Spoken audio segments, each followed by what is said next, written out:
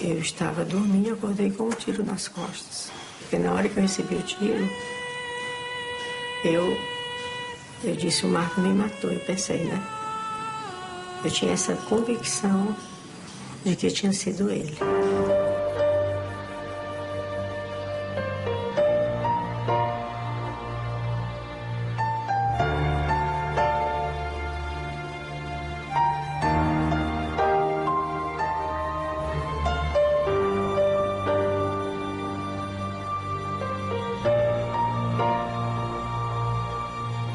Porque você demorar quase 20 anos para fazer justiça, a justiça tem que ser rápida, né?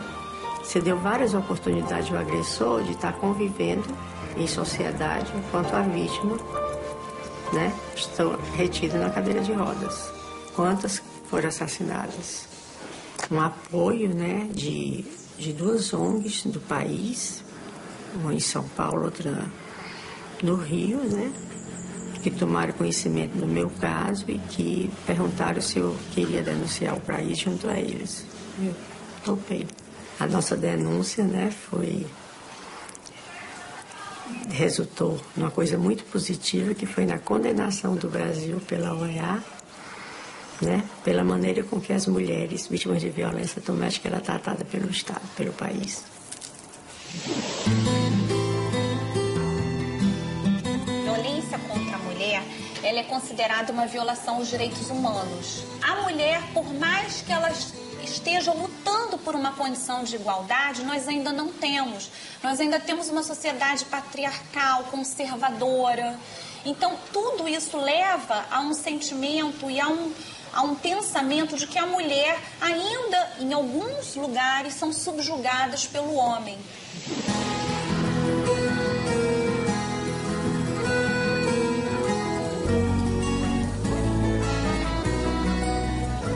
Ele chegou lá no sábado, dia 4 de abril, assim por volta das 18 horas. Aí ele falou assim, posso falar com você? Aí eu falei assim, Valmir, olha só, a nossa conversa é só no juiz.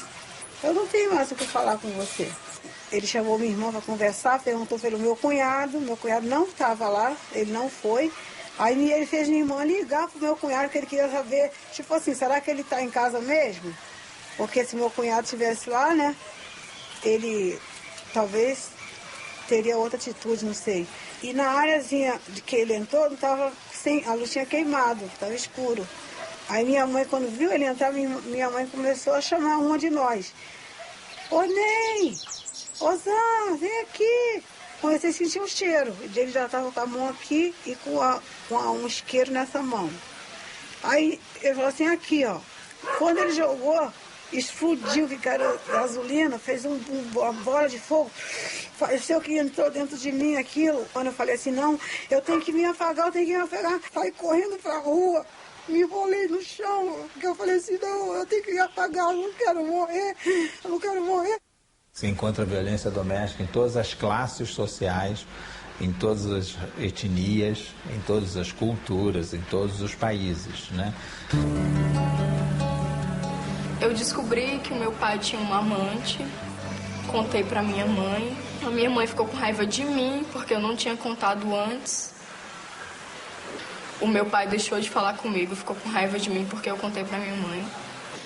Depois a minha mãe contou pro meu pai que eu tinha uma namorada. Então foi mais um motivo pra ele ficar com muita raiva de mim. Eles me arrastavam pela casa, pelos cabelos, ele me batia de cinturão. A minha mãe me segurava pra ele me bater. É uma situação assim de extrema impotência. Ele me levou pra cozinha e quis jogar o lixo em cima de mim. Aí eu chutei e esparramou o lixo pela cozinha. E ele me deu um murro. E eu caí no chão. E ele começou a enfiar lixo dentro da minha boca. Tinha uma percepção aí também do movimento de mulheres, né? Que fala que a violência doméstica, ela está muito atrelada há uma desigualdade de poder entre os gêneros na nossa sociedade, e essa desigualdade é histórica. A gente não vai mudar uma cultura de 5, 6 mil anos em 100 anos.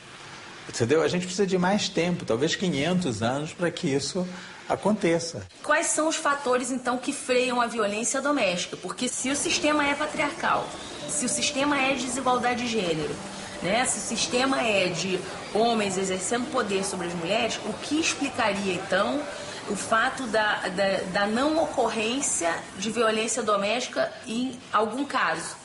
Né? Porque se essa é a explicação, ela teria o tempo inteiro que está acontecendo. Então, na verdade, né, ainda se quer um machão em determinados aspectos e não se quer esse machão em outros aspectos. É contraditório isso. E se a gente refletir muito bem, se tem uma desigualdade de poder, essa desigualdade de poder também ela diz o seguinte: o homem é o provedor, o homem era o protetor, o homem é que não bate numa mulher nem com uma flor, não é isso? Mesmo hoje, né, as mulheres acham muito bonitinho, muito interessante, um homem mais feminino, mais alternativo e tal, mas muitas querem que o homem, né, banque. Então se entende hoje que é um dos fatores a justificar a violência e a fomentar a violência, mas ele não é o único e nem é o determinante.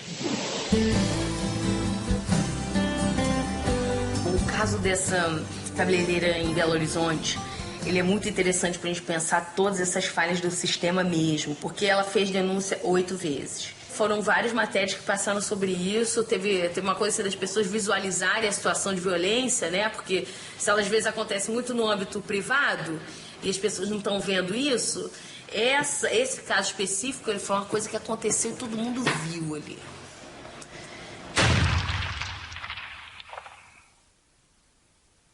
Todo mundo foi sentindo aquilo também, né? Foi sentindo aquele medo, as pessoas dentro do salão saindo correndo, aquele homem chegando com a arma, disparando na direção dela. Então, foi uma coisa que a sociedade um pouco partilhou daquele medo, daquela insegurança, né?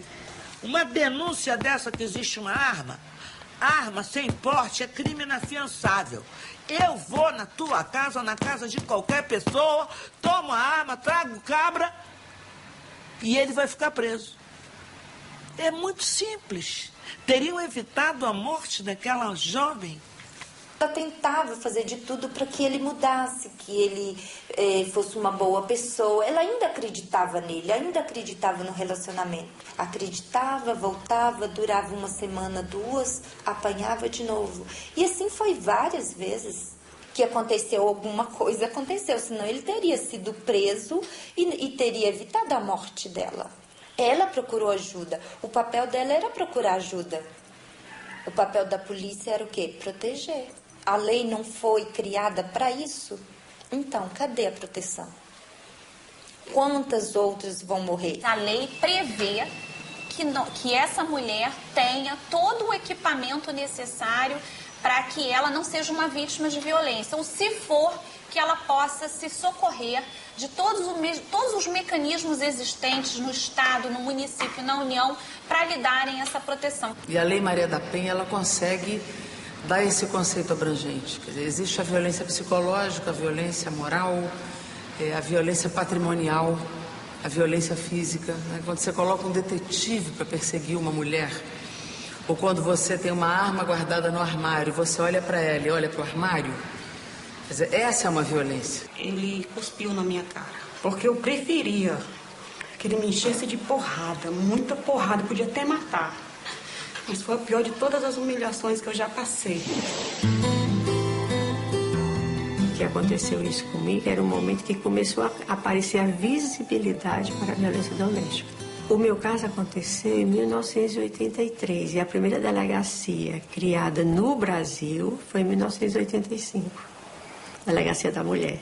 As delegacias especializadas de atendimento à mulher que surgiram em São Paulo aí na década de 80, elas são fundamentais em termos da estrutura, né, do sistema de justiça para o atendimento à mulher. Fundamental porque era a possibilidade dessa mulher que sofria violência e que buscava algum amparo na justiça ter a possibilidade de ter um olhar diferenciado sobre a situação dela. Então, nós queremos uma justiça ágil, nós queremos que os avanços que temos conquistado para as mulheres brasileiras, elas sejam concretizadas também com o apoio legal, de uma legislação que ampare, de uma legislação que proteja, de uma legislação, acima de tudo, que puna aqueles que ainda insistem em violentar as mulheres brasileiras. Muitas vezes a mulher, ela é vítima dos homens e da justiça. Gosto muito de falar da Lei Maria da Penha pelo fato de que é a única forma de nós agarrarmos com unhas e dentes a nossa causa. É uma lei que protege somente a mulher, ela é específica para a pessoa do sexo feminino. E por isso gerou e vem gerando muitas controvérsias dentro do meio jurídico e também da sociedade civil, que questiona o tempo todo por que uma lei somente para a mulher? Por que essa lei não protege também as crianças, não protege o idoso ou mesmo o homem que sofre com a violência? Os movimentos feministas tiveram um papel fundamental para a colocação dessas situações que eram corriqueiras no âmbito familiar, do que hoje se chama dessa violência psicológica, né, que são essas situações do ciúme extremo, da ameaça, da chantagem, que era muito comum no âmbito privado, tornarem isso um problema político, tornarem isso um problema público a ser tratado nessa esfera da política, da justiça, no âmbito público. Por que ela precisa de uma lei exclusiva para ela? Para que ela tenha uma proteção maior do que o outro segmento, para que ela consiga atingir esse patamar de igualdade com o homem. Há estimativa da ONU de que somente em 2490 as mulheres conseguirão ter uma posição de igualdade com os homens.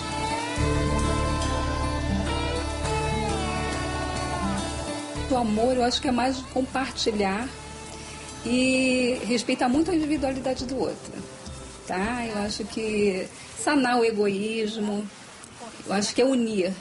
E assim, eu estou muito vendo isso assim, que o homem tem que viver um pouco o lado feminino e a mulher viver um pouco mais o lado masculino, para poder um compreender o outro, senão não haverá amor. Para mim, amar é isso, é você respeitar e dar o espaço do outro. Porque às vezes a gente quer prender, até o marido mesmo, ou a esposa, a gente não quer que vá num lugar se não for com a gente. Então, assim, o outro não é tua extensão. Você ama, mas você precisa ter essa liberdade. O que eu posso dizer é que amor só não basta. Digamos que esse tipo de amor é o que você quer, é suficiente.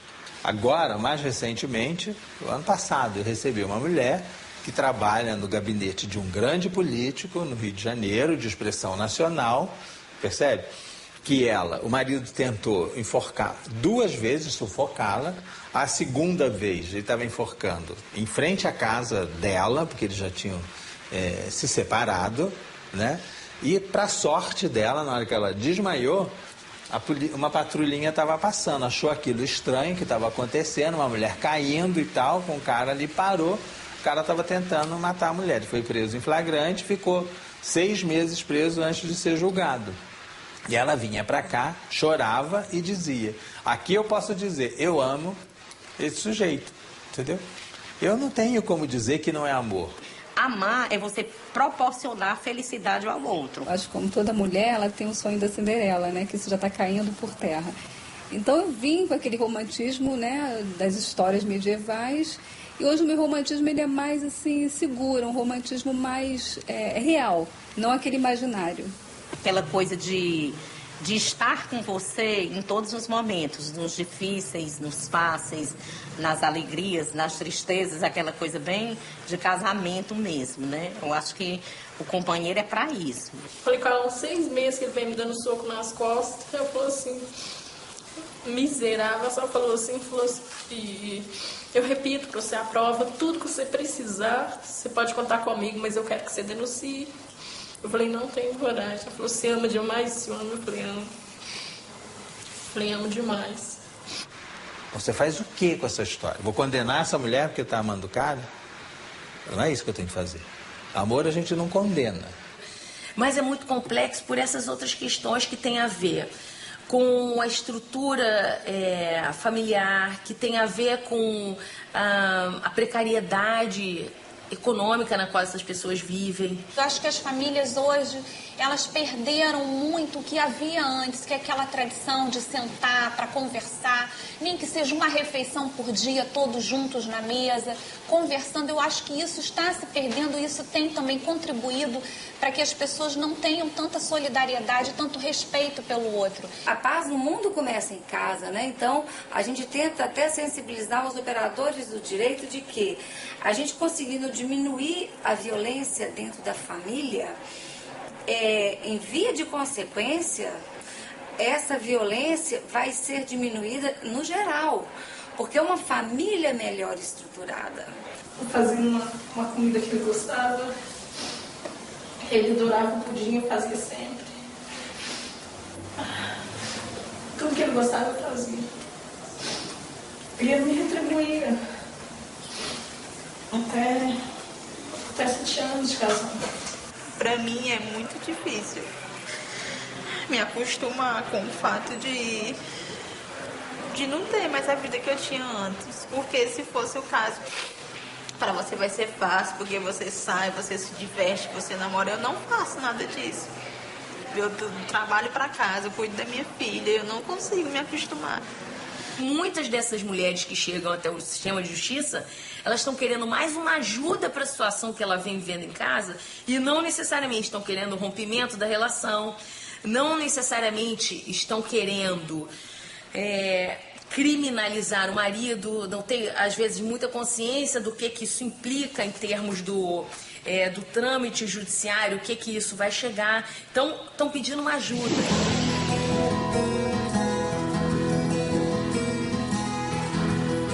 Violência física, teve a psicológica, teve a sexual. Por aí você tira. Então eu perdi todo contato com a minha família. Eu passei 5 anos sem ver meu pai, sem ver minha mãe, sem ver meus filhos. Meu pai faleceu. Eu não pude visitar meu pai. Eu não pude ver meu pai. Eu não pude enterro, sabe? Não pude nada.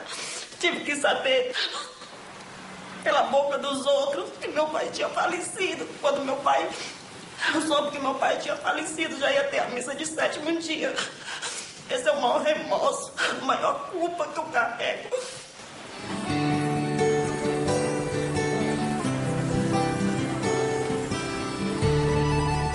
Quando foi no sábado, eu estava deitada, já tinha levado meu filho à praça, de manhã eu estava deitada, dormindo. Ele, vambora, bota esse garoto na cama, quero foder. Eu vou embora, cara, eu não vou ficar contigo não, mas eu vou te arrebentar na porrada. E tu vai foder comigo quantas vezes eu quiser. Levanta. Eu falei, eu não vou. Você tem que me respeitar. Eu sou a mãe do teu filho, eu sou tua esposa. Eu não mereço o que você tá fazendo comigo. Você merece isso e muito mais. Bora, bota esse garoto no berço. Vambora. E saiu me puxando, eu botei o menino na cama. Vamos foder.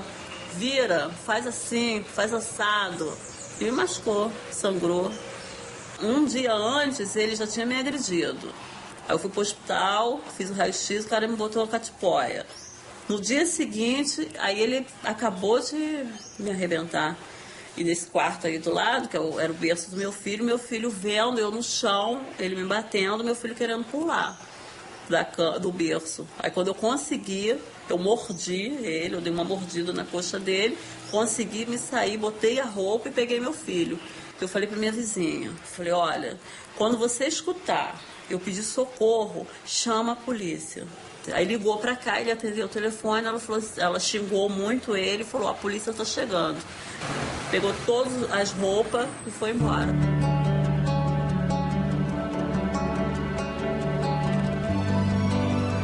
Chega machucada na delegacia e o delegado pergunta o que ela fez para merecer aquele machucado. Quer dizer, ele não tem que querer saber o que foi que ela fez.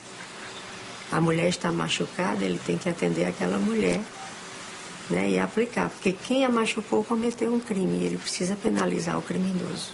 Enquanto esses atores que estão na porta de entrada do sistema de justiça, que são esses os inspetores de polícia civil, esses que são os que fazem a primeira escuta, sobretudo em se tratando de delegacias que não são legais, ou seja, delegacias que não têm estrutura de delegacia legal, que não tem um atendimento prévio, né, de assistentes sociais e psicólogos, né, quando essas mulheres vão direto aos inspetores, a gente tem uma expectativa muito diferente. Você chega numa delegacia de polícia, vai fazer uma queixa. Não havia ainda delegacias de mulheres na minha época. Aí cheguei, o delegado, que hoje em dia é meu colega, me trata até com muita educação, muita gentileza, me beija a mão. Mas foi o mesmo homem que, quando era titular aqui da 52 DP em Nova Iguaçu, e eu estava com o olho roxo, fui a ele falou, não há nada que uma boa noite na cama não resolva, querida. Eu me senti a última das prostitutas. Não precisa dizer, né? Acompanhamos também uma situação muito estranha que aconteceu em Itaboraí, onde uma mulher foi obrigada a ter relações sexuais com um cachorro pelo marido, que amarrou, que introjetou. E ela foi até a delegacia. E na delegacia, o registro, o BO, foi registrado como maus tratos aos animais. Eu não acreditaria se não fosse ver o BO. Na delegacia, eles fazem você se sentir como se não fosse nada, sabe? Como se você não fosse um ser humano, porque da onde que a gente vai sair de casa? Vai denunciar uma pessoa que você ama. E eles vão olhar pra você e falar que você tá mentindo. Então... No momento em que ela vai na delegacia, que é atendida por esse delegado, ou essa delegada que não tem o perfil de entender da violência doméstica, então ela se decepciona e ela não faz mais a denúncia. Nós ainda temos eu acredito assim, uma deficiência na capacitação dos policiais, né, que estão nas ruas. Vocês sabem que a polícia militar, ela é a primeira polícia que a mulher entra em contato no momento da agressão. Quando a agressão ocorre em via pública ou mesmo na sua casa, quem é chamado é a polícia militar. Então, esses policiais, eles precisam ser capacitados em violência de gênero, em direitos humanos. Eu acho que essa é uma questão ainda que precisa ser muito trabalhada. Os juizados especiais foram uma imensa conquista que resolveu assim, enormemente uma série de problemas que o Brasil tinha.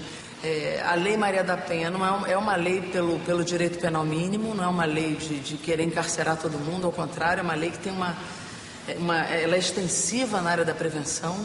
É uma lei que permite ao juiz tomar medidas, que a gente chama de medidas de protetivas imediatas, como afastamento do agressor, não a mulher sair com os filhos de casa, mas o agressor sair de casa, para ela poder voltar. Pedir as medidas protetivas também, da Lei Maria da Penha. Foi no caso, eles não podem se aproximar de mim, a menos de 100 metros também, não podem manter nenhum contato, ou frequentar lugares que eu frequento. Ele não pode se aproximar nem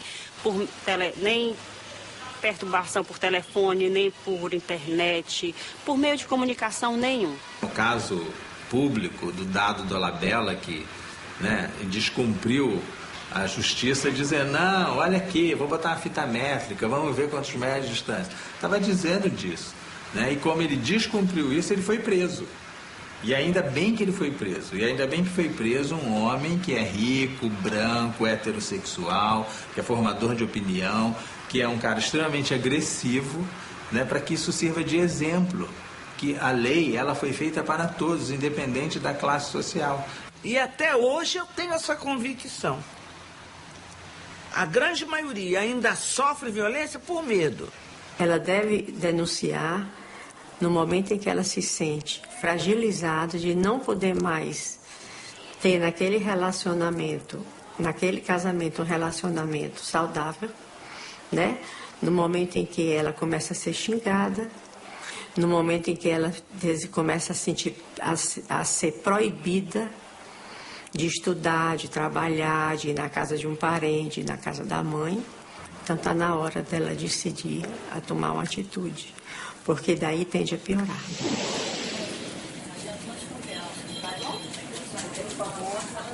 Aqui é o setor de atendimento, onde as denúncias são registradas. O nosso atendimento ele funciona 24 horas e tem como base o anonimato. E temos um software, e nesse software nós temos uma tela específica para trabalhar estatísticas sobre a violência contra a mulher. Então, através desse atendimento, ela recebe, além da própria denúncia, ela recebe orientações que podem ser úteis para que ela tome determinadas atitudes e recorra aos serviços públicos para poder sair de uma situação de violência. Então, desde 99, a gente tem um projeto chamado DD Mulher, Disque Defesa Mulher, onde a gente busca trabalhar tanto as parcerias, né, visando efetivamente o atendimento. Não basta criarmos serviços de denúncia que não têm o que informar, né, e que não garantam o atendimento, a operacionalização do que está sendo denunciado. Fui agredida há 22 anos, agressão física, de bater no meu rosto, assim, de deixar negro, que não sei, eu passar semana sem poder comer, entendeu? Sem poder fazer nada, tomando só líquido no canudinho. Que eu também posso ter sido culpada, né, por deixar rolar desde o início, entendeu? Pensando que ia melhorar, que realmente não melhorou, entendeu? Um trabalho importante também é o trabalho da prevenção, né? É impedir muitas vezes que a violência aconteça. Então, no momento de construção da violência, muitas mulheres ligam para a gente para poder saber o que pode ser feito, e a gente pode sim conseguir romper e impedir que atos como o homicídio de mulheres venham a acontecer. Queria fazer alguma coisa, só que eu não sabia o quê. Eu amava ainda, muito.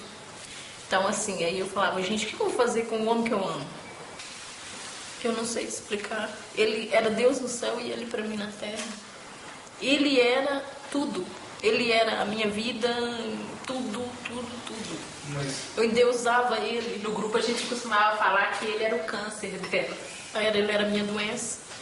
No começo é tudo bonitinho, é tudo cor-de-rosa, é o príncipe, vou dar um castelo à minha princesa, e no fim virar sapo não dá nem um barraco. Comigo não foi nada diferente. Só que eu tive coragem de ir à luta, de vencer o medo. Ele encontrou o meu ponto fraco, ele sabia que eu tinha medo dele. E como eu tinha medo dele, eu não ia contar para ninguém. O que eu passava, eu omitia. Ela sonhava que não fosse assim. Que ele ia melhorar, que ele ia ser uma boa pessoa, que ela ia construir uma família com ele. Inclusive, dizem que no dia que a polícia achou ele, tinha uma carta dela no bolso dele. E ela pedia para ele que melhorasse, para que eles pudessem continuar junto, construir uma família e ser feliz. Então, eu acredito que talvez ela tivesse medo que isso pudesse acontecer, ao mesmo tempo ela sonhava de que ele ia melhorar e isso ia ficar no passado, essas agressões todas. Eu não sei o que passa na cabeça de cada um em cada um. Quando elas não têm recursos, elas são pobres demais, elas têm medo de não conseguir cuidar dos filhos. Elas têm a vergonha de dizer que apanham do marido, porque na comunidade dela, no ambiente dela, na família dela, ela é incompetente. Ela apanha do marido porque mereceu. Né? Isso aí são coisas da cultura. O Seran já existe desde março de 2006. É o Centro Estadual de Referência e Apoio à Mulher. Nós recebemos essas mulheres vítimas de violência, qualquer tipo de violência. Nós fazemos o acolhimento, né, pelo serviço social, ou então por uma socióloga, ou pela enfermagem. E encaminhamos também para a defensoria ou para o juizado, né, onde é feito os trâmites judiciais. Então, ela se fortaleceu para ela poder conseguir chegar aqui. Quando ela chega aqui, a gente procura ouvir. Realmente, a gente está aqui para ouvir. Para ela falar com calma, ela chora, às vezes ela não consegue falar, ela pede para retornar e a gente está aqui. Porque tem que partir dela, porque todas as decisões no final tem que ser dela. Nós não induzimos a nada. quando a gente fala procure a justiça, procure, além dela estar se protegendo, também, em via de consequência indireta, ela está ensinando aos filhos, olha, isso não pode. Foi na delegacia da mulher. Registrei o BO, depois fui para o hospital, fiz exame de corpo e delito, fui no juizado contra a violência doméstica e me indicaram o CERAM. Houve de março até dezembro 343 atendimentos. Em 2007, 587. Em 2008, 994. Em 2009, nós fechamos com 1.324. A gente vê que, puxa, está sendo mais mulheres agredidas. Eu acho que não seja só isso. Eu acho assim que a visão não é bem essa, e sim o esclarecimento. Aqui, dentro desses 1.324, tem não só aquela mulher que foi agredida ontem, antes de ontem, ou nesse ano mesmo. Sim, mulher que foi agredida há muito tempo e que ela cansou. Se agora eu vou. Para mim foi a minha salvação. Recebi muita força, muita coragem aqui. Né? Me orientaram muita coisa que eu não sabia que poderia existir, pelo menos essa lei. Eu não sabia que existia. E a mulher tem, não sei se todas têm essa vergonha, a mulher não tem coragem de dizer que sofre violência. Vai ter problema em si, mas você vai ter força para reagir, você vai ter como resolver. O que acontecia era que os problemas chegavam e eu não tinha forças nem para levantar, quiçá para reagir, para pensar numa alternativa, numa coisa que desse para resolver. E aí os policiais foram perguntar para mim o que houve. Eu não abri a boca. Na verdade, é que teve um momento onde, quando eu escutei a sirene chegar, eu dei vontade de me jogar da janela. Eu morava no quarto andar. Porque eu senti pena dele, senti vergonha pela situação, eu senti tudo. Queria morrer naquele momento. A vida, ela traz muitos problemas. Você precisa reagir para resolver. O homem não deve bater e a mulher não deve permitir. A menina veio, tirou ele de cima de mim a soco, veio o menino, tirou também.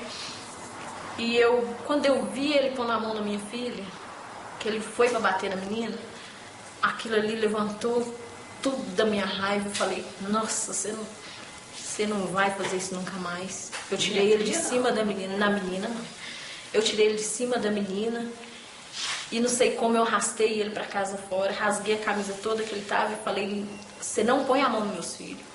Em mim você pôs até agora, ponto final. O que ele contava era, sabe, as torturas que ele fazia no quartel com os soldados. Então, no meio das nossas brigas, eu dizia assim, tu quer fazer comigo como tu fazia com teus soldados, mas eu não sou teus soldados. Eu sou tua mulher.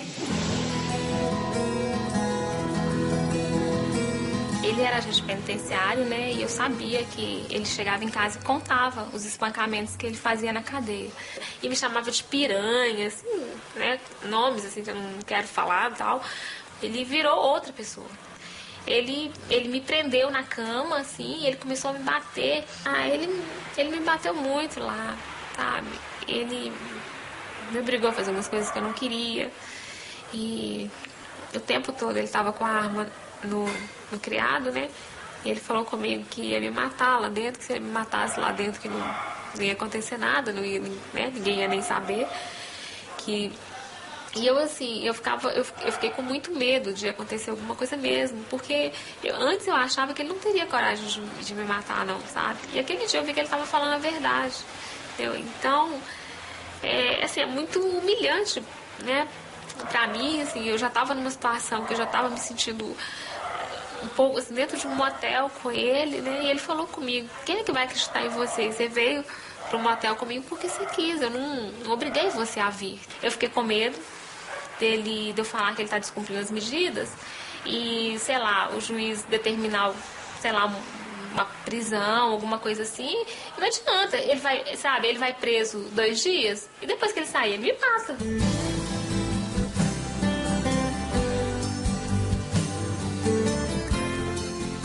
Chegou 1995. Aí criaram a maldita lei 9.099 de 95. O que fazia esta lei de prejudicial? Essa lei impedia qualquer delegado de polícia de prender em flagrante um homem que desse uma bofetada na cara de uma mulher. A violência contra a mulher estava no mesmo nível da batida de carro, da briga de vizinho, de um furto de uma fruta no terreno do vizinho, ou seja, os chamados crimes de menor potencial ofensivo. Quem sabe a intensidade, a dor da lesão, é quem sofre a lesão. Os casos eram julgados pelos juizados especiais criminais e os homens assinavam um termo circunstanciado e bastava ele se comprometer a comparecer em juízo que ele era liberado na delegacia, ele ia embora. A gente começou a sensibilizar os juízes para esse olhar para a vítima, para essa necessidade da vítima, para a necessidade de você... A mulher apanha, tá toda quebrada, o cara vai lá, paga uma cesta básica, ainda tira do próprio alimento da casa, dos filhos, entendeu? Uma coisa totalmente incongruente, né? Ele era contemplado, eu digo contemplado, que eu acho que era uma benesse, com a pena de pagar uma cesta básica ou duas para a instituição de caridade Santo Antônio, São Francisco, para o que fosse. Chegava em casa e bolachava. Ah, foi barato, pô. Essa lei, então, veio nos atrapalhar, porque a mulher chegava lá toda escanzinada, rasgada, roxa, vermelha, hematomas de diversas cores. E nós só podíamos fazer o registro. Com a Lei Maria da Penha, não há a prisão em flagrante desde que esteja ocorrendo flagrante, né? O sistema de justiça precisa ser melhorado, não basta ter a Lei Maria da Penha e que ela seja aplicada, ela precisa ser corretamente aplicada e, para isso, todos esses atores precisam estar treinados e capacitados para fazer uma aplicação correta. Muitos dos juizados, eles vão combinando, então, a Lei Maria da Penha com a Lei 9.099 e vão operando muito com a conciliação. Até pelo entendimento que o juiz tem, de que será que são esses conflitos vão ser resolvidos mesmo no âmbito do judiciário, entende que muitas das questões têm a ver com questões estruturais, né, de falta de emprego, de uma desestrutura econômica muito grande, né, de doenças psicológicas também que cortam essas populações que são muito mal assistidas nesse sentido. Então, esses atores do sistema de justiça refletem. Será que é aqui que vai resolver isso? Me agrediu no estacionamento lá do hospital, entendeu? Me ameaçou, disse que estava armado, que ia fazer, me levou pro hotel, entendeu? No hotel me bateu, houve violência sexual, entendeu? Que eu não sairia dali, que ia me matar. Depois se arrependeu, pediu desculpa e tal, mas mesmo assim eu registrei. Só que não existia a Lei Maria da Penha. Temos a Lei Maria da Penha? Temos. É ótima, é maravilhosa, mas só a lei não funciona. Pertinho da sua casa deve ter uma mulher sendo assassinada nesse momento. E você nem vai saber. O SER é um serviço, como o próprio nome diz, um serviço de educação e responsabilização para homens que cometeram ou cometem violência de gênero contra mulheres no espaço doméstico. Ou seja, nós atendemos homens que são encaminhados prioritariamente pela justiça porque praticaram algum tipo de violência física ou psicológica contra suas parceiras. Que nem todo homem agressor vai, ao ser atendido no centro de reflexão, ele vai mudar, né? Mas existe casos realmente em que, principalmente numa relação mais jovem, né, com menos tempo de desgaste emocional, eu acho que é uma boa pedida. E nesses encontros, eles tem várias pautas, né, temáticas que são abordadas com esses grupos, e tem uma importância muito grande essa ideia do grupo, porque eles vão se escutando. Metade desses homens não se separam, ou seja, eles continuam no casamento, o que nos diz que a gente precisa trabalhar com os homens, né? Trabalhar com as mulheres, até porque eles vão continuar casados. Mesmo que não continuassem, eles se separam e vão arrumar outras relações. Esse marido que bate, quis tanto casar, disse tanto que amava, gostava de beijar, de abraçar, de viver com você, o que foi que aconteceu? Sabe? E, então, após um mês de entrevista, 5 meses de trabalho de grupo, esses homens ficam mais 1 ano em acompanhamento, uma vez por mês, também através de grupos reflexivos, para a gente ver a permanência, o impacto do trabalho que foi realizado nos 3 primeiros meses. As mulheres, hoje em dia, elas têm um aparato legal, né, seja da prefeitura, do estado, vários financiamentos, ONGs, que promovem essa escuta das mulheres, a instrumentalização até do lugar político que ela deve tomar, enquanto os homens, eles não têm esse espaço. Você não muda 45, 50 anos em 6 meses. Então, na verdade, a gente defende hoje que esse trabalho não tenha um tempo pré-determinado pela justiça, e sim pela equipe técnica que recebe esse autor de violência de gênero. Eu acho que hoje o homem está tendo mais medo da mulher. Medo das atitudes que ela está tendo, porque a mulher está pegando, está tomando atitudes que seria do homem, vamos dizer, do antigo, né? Ela está tomando conta da vida, ela ajudando no lar, ela tendo mais dinheiro, ela tendo a posição. Então eu acho que o medo é mais isso, não o medo físico. Você encontra homens que têm medo das mulheres. Quer dizer, eu digo que os homens só agridem as mulheres porque os homens não gostam de ouvir isso, mas é porque eles têm medo das mulheres. Porque a sua salvação, a sua vida está dependendo desse processo. Não é o processo de guarda, de pensão, não. É o Maria da Penha, porque é o único que ele tem medo. Acho que tem medo das mulheres exatamente porque a mulher tem habilidades, né, que nós não temos, no geral. A sociedade toda olha para esse homem como ele sendo um culpado, um semi-monstro, um monstro, então ele tem medo de ser culpabilizado em toda e qualquer atitude dele que ele tenha tomado nessa relação aí no âmbito privado. Então os homens desconhecem, né, como é que se lida com as emoções. Os homens não sabem falar a respeito das emoções, eles não sabem falar a respeito das relações, eles não sabem falar do seu amor pelos filhos, eles não sabem falar de nada que é mais suave. Eu acho que hoje ele tem mais receio da pessoa que eu sou.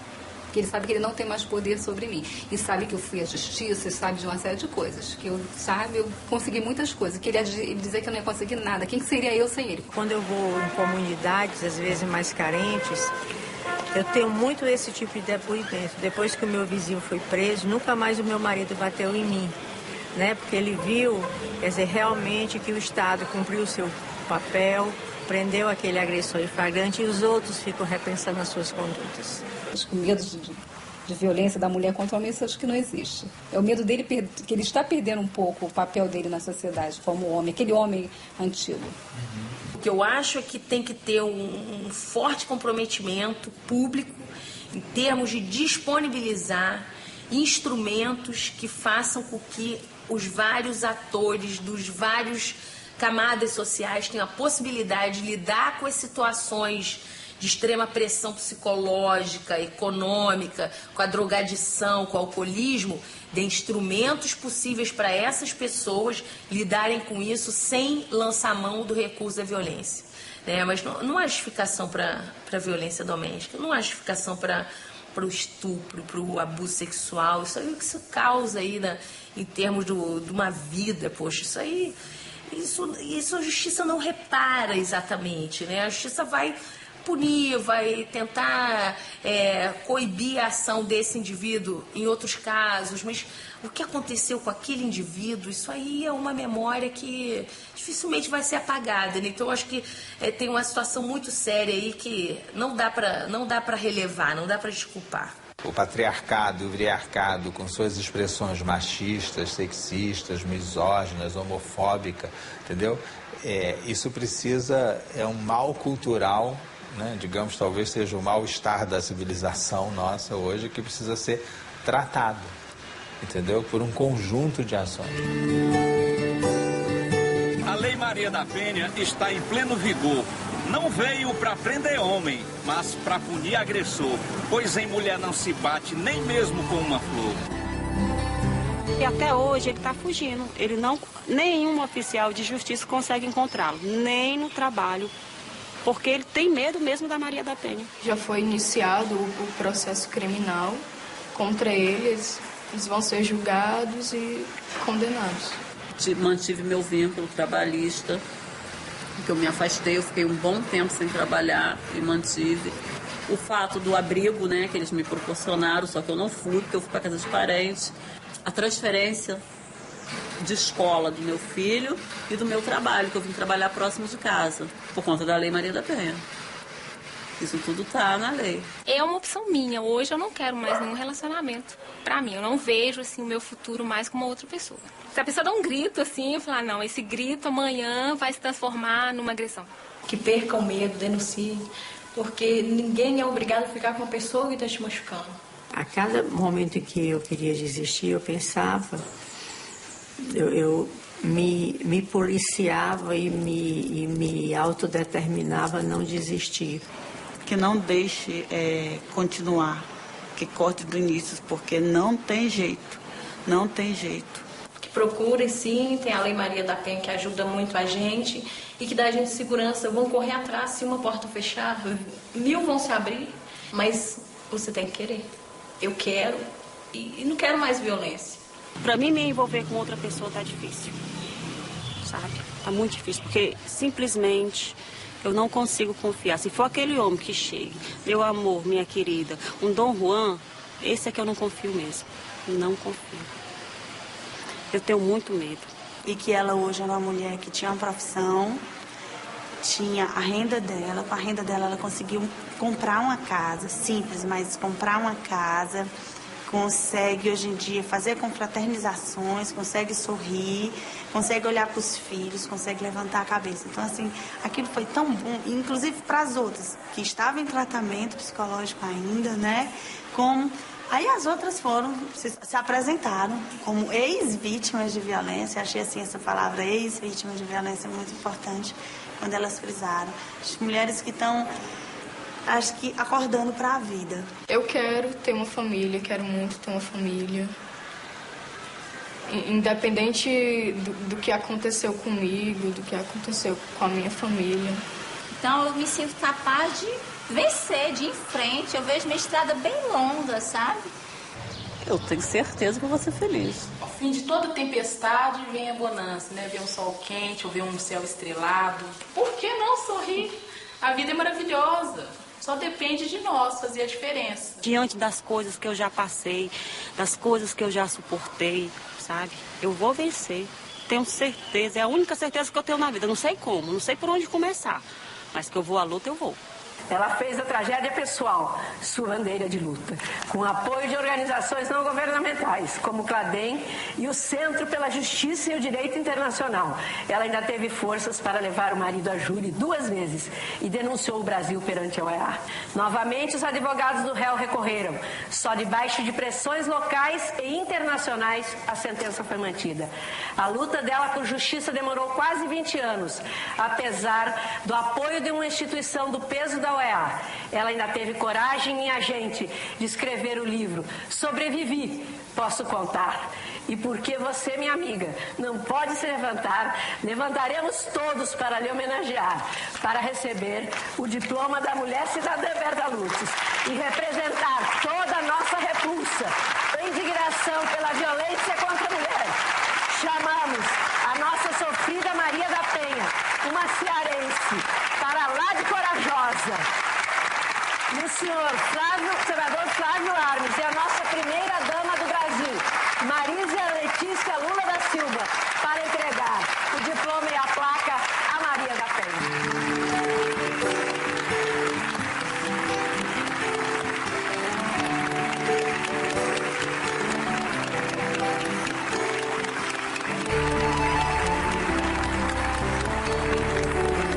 As mulheres são as flores do jardim das emoções, as pilastras das famílias e das realizações. As mulheres são canções que os anjos vivem cantando. E o mundo está precisando de mais flores, menos canhões, mais homens, menos machões. Pois mulheres não são apenas mulheres, são flores, são poesias, são canções. Vim aqui falar da mulher guerreira, mulher brasileira que não esmorece. Pelo Pelo seu talento e sua coragem, a nossa homenagem, pois ela merece. Tiro meu chapéu pra mulher moderna que hoje já governa.